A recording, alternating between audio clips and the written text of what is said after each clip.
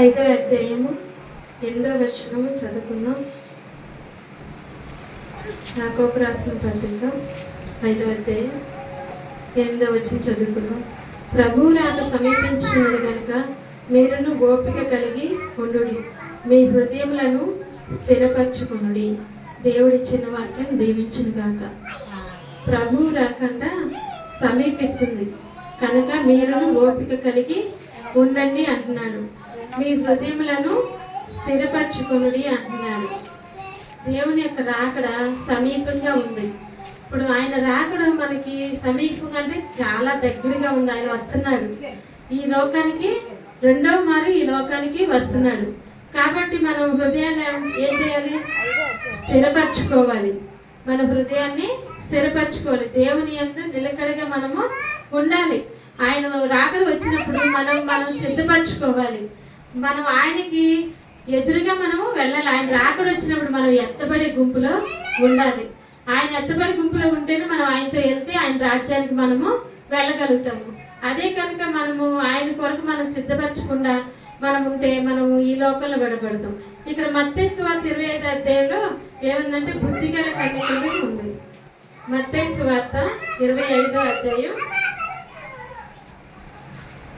పరలోక రాజ్యం తమ దివిటీలను పట్టుకొని పెండ్లి కుమారుని ఎదుర్కొంటకు బయలుదేరిన 10 మంది కన్యకలను పోలి ఉన్నది అంట. పరలోక రాజ్యము తమ దివిటీలను పట్టుకొని ఎదుర్కొంటకు బయలుదేరిన 10 మంది కన్యకలు పోలి ఉన్నది. వీరిలో 5 బుద్ధి లేని వారు, 5 బుద్ధి గలవారు.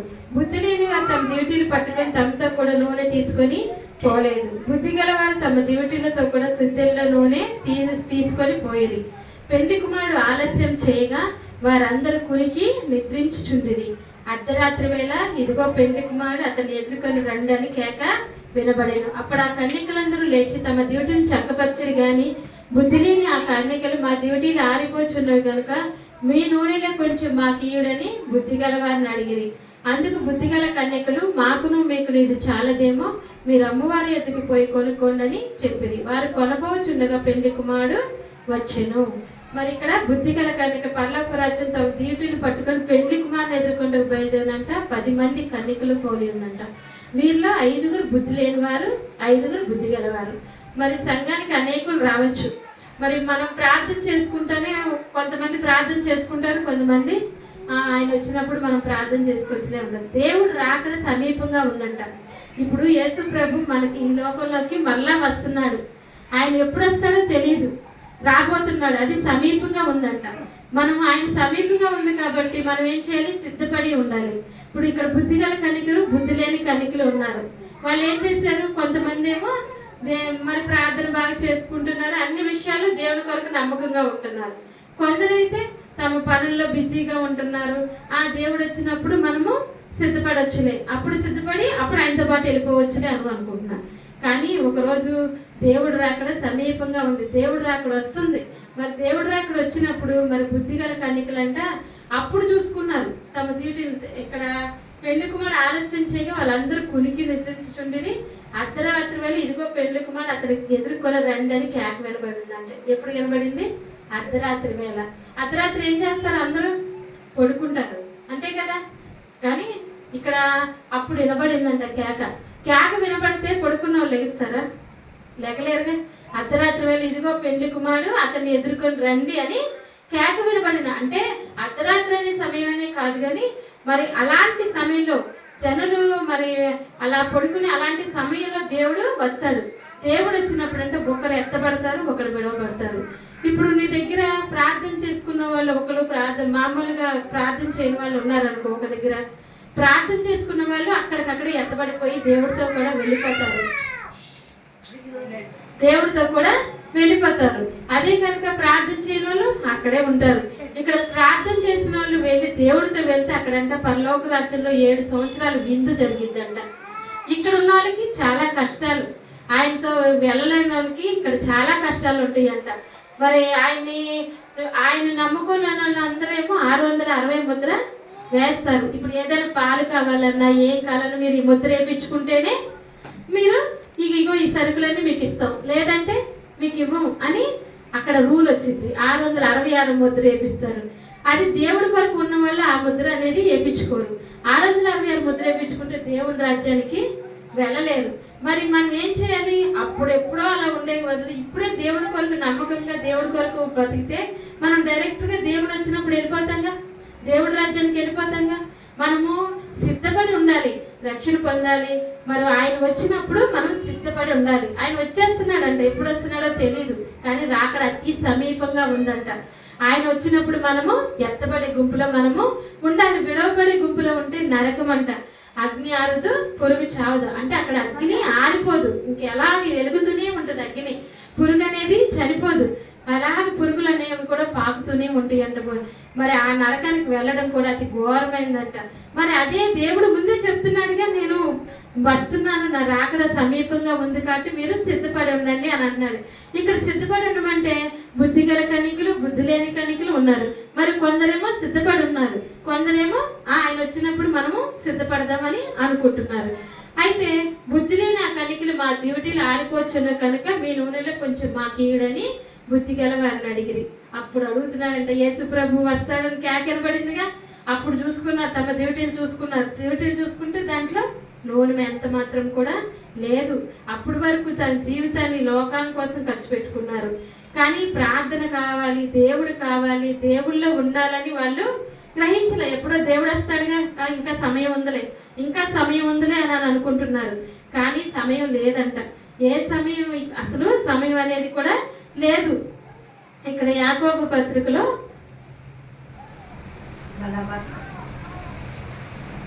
యాకోబు పత్రిక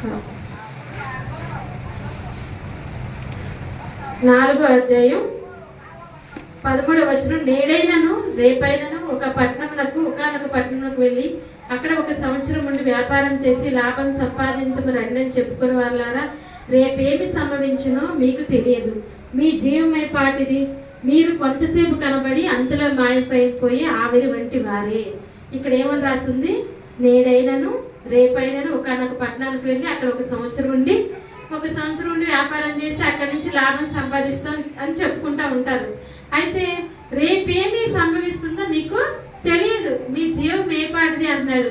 నేను రేపు సంపాదిస్తా, 1 సంవత్సరం ఆ ఊర్లో ఉండి నేను కష్టపడి లాభం సంపాదిస్తాను కొంచెం అనుకుంటాం కదా, కానీ రేపు ఏం సంభవిస్తుందో మనకి తెలియదు. అయితే మీరు కొంతసేపు కనబడి అంతలో మాయమైపోయి ఆవిరి వంటి వారే.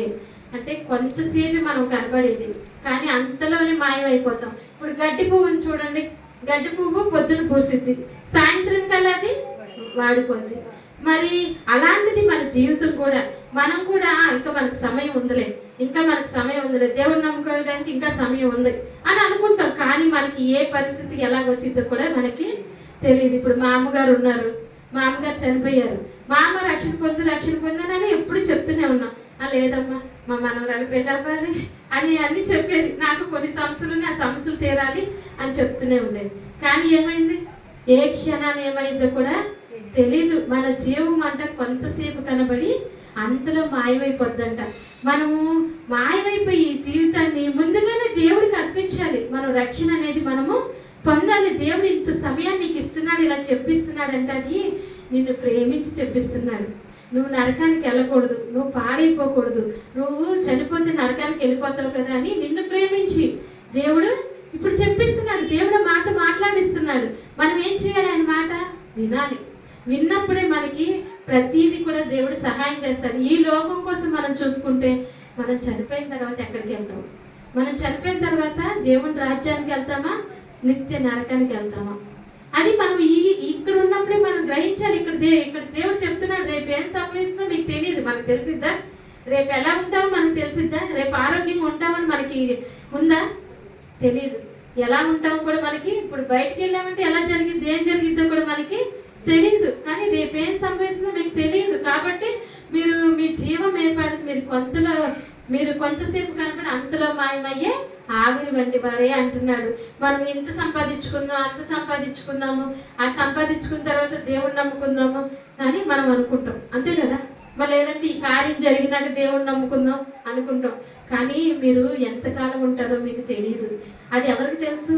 దేవునికి తెలుసు. అందుకే దేవుడు ఈ క్షణాన్ని మాట చెప్పిస్తున్నాడు, నా రాకడ సమీపంగా ఉంది కాబట్టి మీరు సిద్ధపడి ఉండండి. సిద్ధపడి ఉంటే నాతో పాటు కూడా మీరు వస్తారు. మీ జీవం ఏ పాటిది, అసలు మీ బ్రతుకులు ఏ పాటివి, ఇంతలో కనబడి అంతలో మాయమైంటి వారే, నీటిలో బుడగలాంటి వారు, ఆవిరి లాంటి వారు. అనేది ఆవిరి ఎంతసేపు ఉంటుంది? ఆవిరి ఎంతసేపు కూడా ఉండదు. నీటిలో బుడగ ఎంతసేపు ఉంటుంది?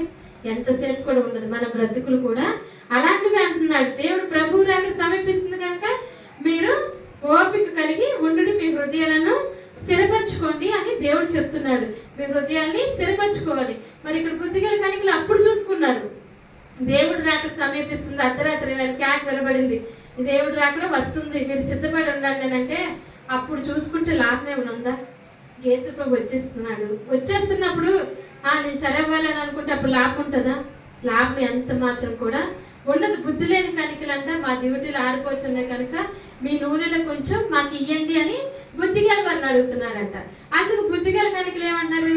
మీకు మాకు ఇది చాలదు, మీరు అమ్మవారి వద్దకు వెళ్ళి కొనుక్కోండి అని చెప్తున్నారు. మరి ఇది మీకు మాకు చాలదని వాళ్ళు అప్పుడు చెప్పేస్తారు బుద్ధిగల కనికలు. అప్పటి వరకు వాళ్ళు ఎంతో మరి దేవుని కొరకు నమ్మకంగా ఉన్నారు బుద్ధిగల కనికలు. బుద్ధి లేని కనికలు దేవుని కొరకు నమ్మకంగా లేకపోతే తమ ఇష్టానుసారంగా జీవించారు, తమకు ఎలాగ ఇష్టం ఉంటే అలా బ్రతికారు.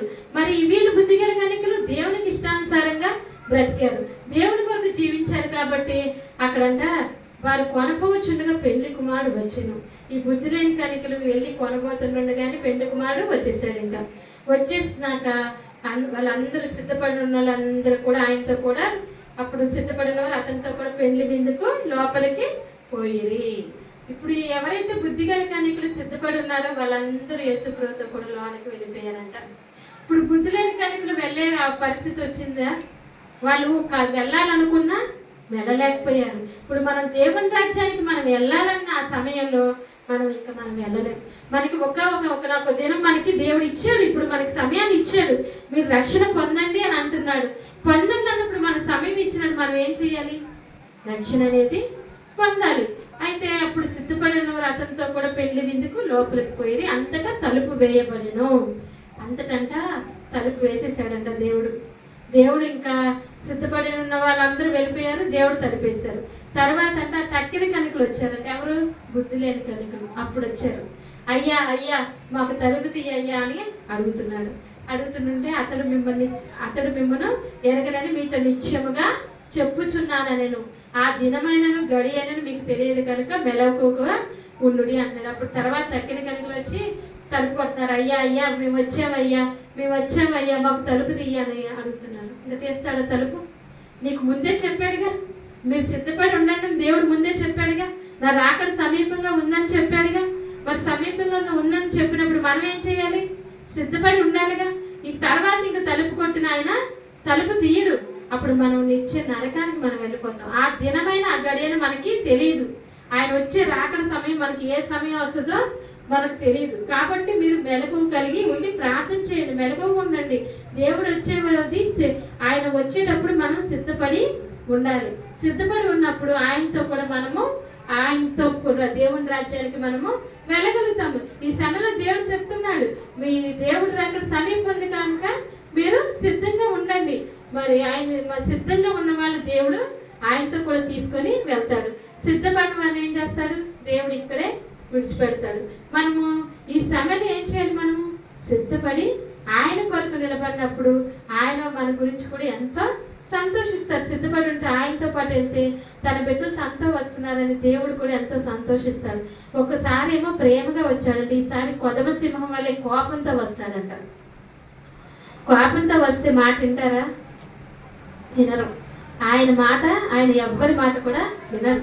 ఇప్పుడు నువ్వు ఎన్ని చేసినా సరే కూడా ఆయన ప్రేమ కలిగి క్షమించి నిన్ను దగ్గర చేర్చుకుంటున్నాడు. కానీ రెండో రాకల్లో ఆయన కోపంతో సింహం గర్జించి ఎలా ఉంటుందో అలా ఆ రూపంగా ఆయన వస్తాడు, కోపంగా వస్తాడు. ఆ కోపంలో ఇంకా నువ్వు ఎన్ని చెప్పినా కూడా ఆయన వినడు, ఆయన వినే పొజిషన్లో ఉండడు. మరి మనం ఏం చేయాలి? ఆయన ప్రేమగా ఉన్నప్పుడే మనం ఆయనకి లోబడినప్పుడు ఆయన మనల్ని క్షమిస్తాడు. అంతేకాదు ఆయన రాజ్యానికి కూడా మనల్ని తీసుకొని వెళ్తాడు. దేవుడి చిన్న వాక్యం దీవించును గాక. ఆమేన్. ప్రార్థన చేస్తాం.